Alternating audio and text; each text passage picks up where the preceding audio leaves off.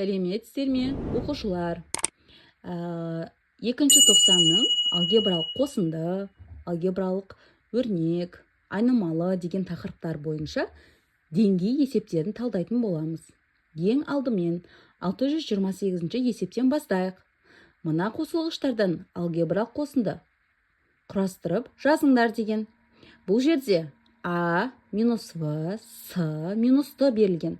Ал балалар, біз яғни бұны алгебралық қосынды түрінде жазу үшін мына әріптердің ортасына біз қосу белгісін қойып жазамыз.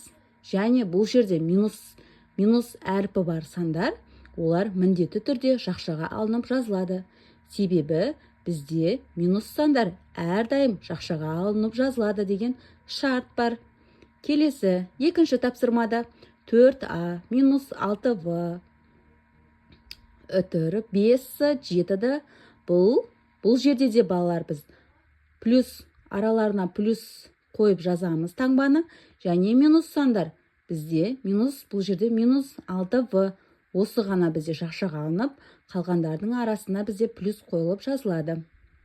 Келесі, үшінші тапсырмада 0,8М минус 0,7 9К минус Q. Бұл жерде минус 0,8М плюс минус. Яғни балар, біз қайта жақшаны ашқан кезде плюс пен минус әрдайым бізде минусты береді. Сол себепті минус 0,7 М түрінде жақшаға алынып жазамыз. Плюс 9К плюс минус Q. Ал балар, келесі төртінші тапсырмада да дәл осылай өзгертпей араларына плюс қойып жазамыз. Бұл жерде 3-тен 1x плюс 8-ден 5y плюс және жақшаның ішіне минус z және плюс жақшаның ішінде минус 13 жазылады балар. Келесі бізде номері 629 есеп. Бұл жерде бізге былай деген: айнымалылардың берілген мәндерінің өрнектің мәнін табыңдар деген.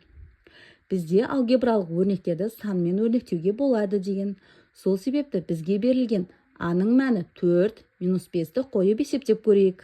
Ең алдымен бірінші есепті талдайық. 2А қосу 3А, яғни біз А-ның орнына бірінші 4-ті қойып есептеміз. 2 қосу 3 көбейтілген 4, 2 қосу 12-ге тең. Яғни бұның шешімі 14-ге тең. Ал келесі тапсырма. 2 қосу 3 көбейтілген минус 5, 2 қосу минус 15, плюс пен минусты бергендіктен азайтылады. Үлкен санның таңбасымен минус 13 болады. Келесі 7 минус 2b. Бұл жерде бұның мәнін минус 1 және 3-ті қойып есептеу керек. Ол үшін 7 азайту 2 көбейтілген минус 1 жақшаға алынып жазылады.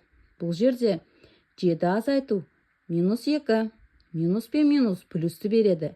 7 қосу 2, 9-ды береді. Келесі 7 азайту 2 көбейтілген 3, 7 азайту 6 тең 1-ге тең болады.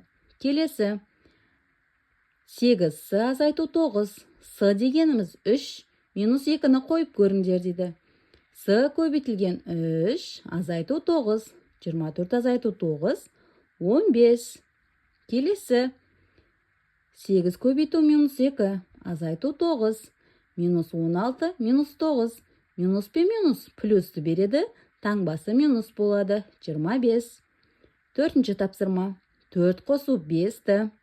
Тының орнына минус 3 пен 6-ны қоямыз. 4 қосу 5 көбейтілген минус 3, 4 азайтылған 15-ті береді. Себебі минус пен плюс минусты береді. Тең минус 11. 9 қосу 5 көбейтілген 6, 4 қосу 30-ды береді. Бұл дегеніміз 34-ті береді. Ал келесі тапсырмада балалар, дәл осылай бөлшек түрінде берілген ал айнымалылардың орнына айнымалының мәндерін қойып шығамыз.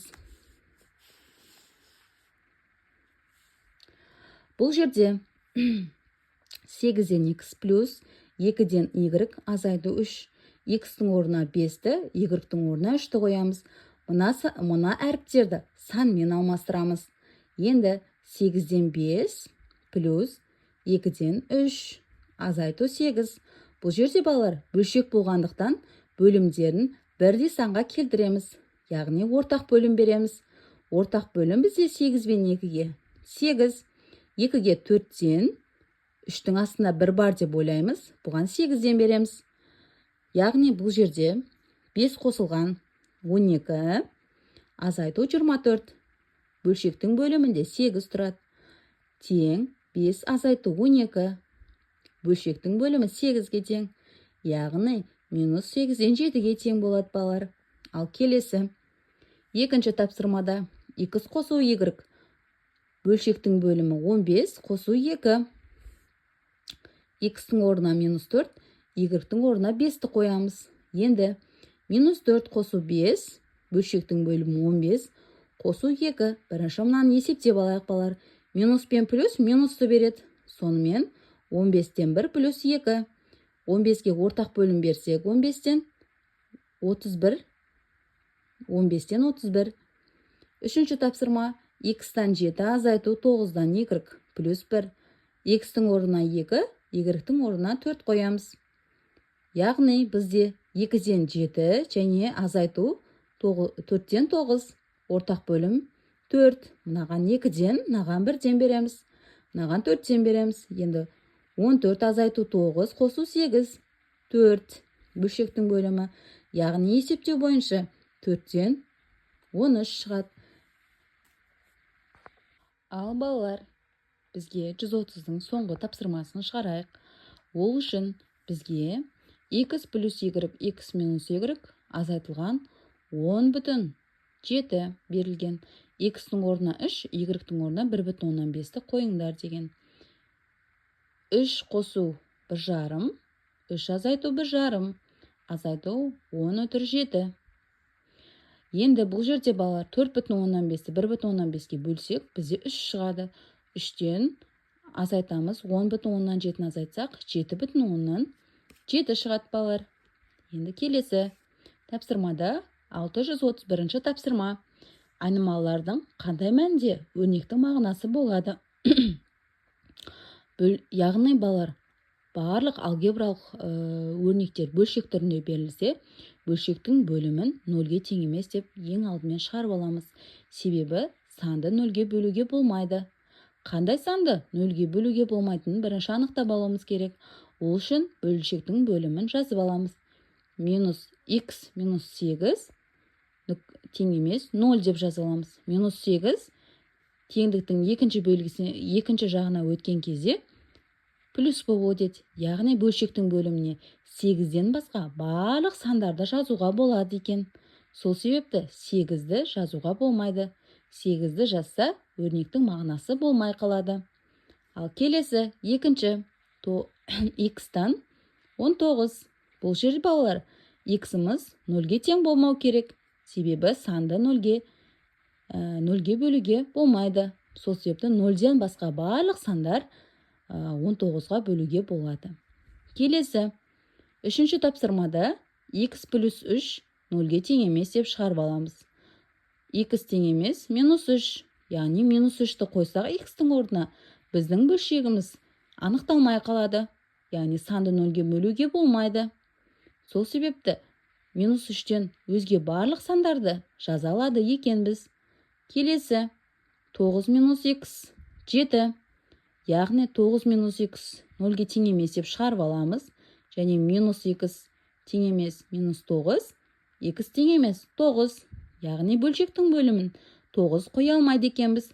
9-дан барлық сандардың барлығы мына теңдік, мына бөлшектің шешімі бола алады екен. Келесі соңғы есеп. 2x минус 9 бөлшектің бөлімі алымы 5x. Бұл жерде біз бөлшектің бөлімін 0-ге тең емес деп шығарып аламыз. Яғни біз қандай санды x-тің орнына қойған кезде 0-ге айналып кетеді екен. Соны анықтап алайық. Ең алдымен x-тарды бір жаққа, сандарды бір жаққа орналастырып алайық. 2x тең емес 9, x 4,5. Яғни 9 2-ге бөлсек 4,5. Яғни балалар 2-ні 4,5-ке көбейтсек 9. 9-дан 9 азайтсақ 0-ге тең болып қалады. санды нөлге бөле алмағандықтан 4,5 бізде шешім бола алмайды. 4,5-тен басқа барлық сандар бізде мына бөлшектің шешімі бола алады екен.